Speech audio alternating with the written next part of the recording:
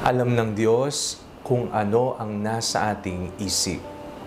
Ako po si Father Fiel Pareha at ito po ang ating segment, ang Daily Devotion, na kung saan tayo po ay magdarasal, magbabasa at magdinilay kasama ng salita ng Diyos sa buong taon.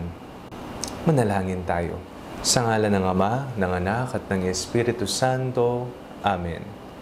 Halina, banal na Espiritu, liwanagan mo ang aming puso at isip nang maunawaan at sa buhay namin ang iyong salita. Amen.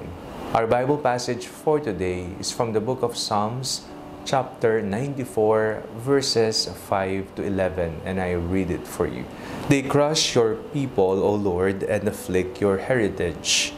They kill the widow and the stranger. They murder the orphan. And they say, the Lord does not see, the God of Jacob does not perceive. Understand, O dullest of the people, fools, when will you be wise? He who planted the ear, does he not hear? He who formed the eye, does he not see? He who disciplines the nations, he who teaches knowledge to humankind, does he not chastise? The Lord knows our thoughts, that they are but an empty breath. Kung akala po natin, walang nakakakita sa atin, walang nakakarinig sa atin, walang nakakadama sa atin, nagkakamali po tayo. Kahit na po madilim ang kapaligiran, o kahit wala kang makitang tao sa iyong kapaligiran, kahit akala mo walang nakakarinig sa paninira na sinasabi mo sa iba, nagkakamali ka. Ang ating pong binasang salmo sa araw na ito ay isang patunay para sa atin na kung sino man ang lumikha sa atin, siya ang nakakakita, siya ang nakakarinig, siya ang nakakadama. Sabi nga po ng ating binasa, sabi ng mga suwail, the Lord does not see, the God of Jacob does not perceive. Ito po yung sabi ng mga taong mangmang na akala nila hindi nakikita ng Panginoon ang lahat-lahat dito sa mundo. Ngunit tugon ng salmista, he who planted the ear, does he not hear? Siya na gumawa sa ating mga tenga, hindi ba siya nakakarinig?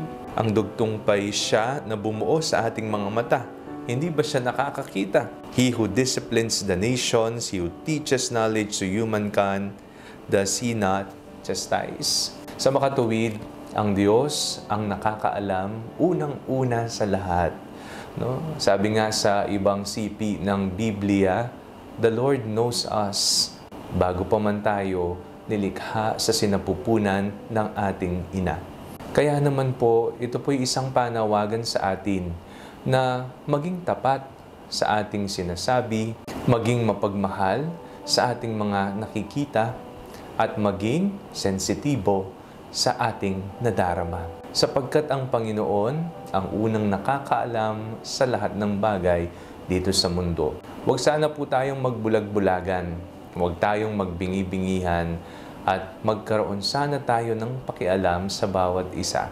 Tayo po yung magkakapatid, tayo po ay mga anak ng Diyos, tayo ay tinatawag, magunawaan, at magkaisa dito sa mundo. Manalangin tayo. Panginoong Jesucristo, turuan niyo po kaming maging tapat sa aming salita, sa aming sinumpaan na pananampalataya at pagmamahal sa iyo nung kami ay binyagan. Pagkalooban niyo po kami ng grasya upang mapaglingkuran ka, makilala ka, at mahalin ka habang kami ay nabubuhay. Amen. Sa ngalan ng Ama, ng Anak at ng Espiritu Santo. Amen. Huwag po ninyong kalimutang i-like ang video ito. Mag-comment po kayo and share it with your family and friends. Ang Panalangin Bago Matulog ay may sariling Facebook page na po. Huwag niyo pong kakalimutang mag-like at mag-follow dito, and do not forget to subscribe to our YouTube channel. I-click niyo lamang po ang link na nasa description ng video ito, o kaya naman po just search Father Fiel Pareha. God bless you po.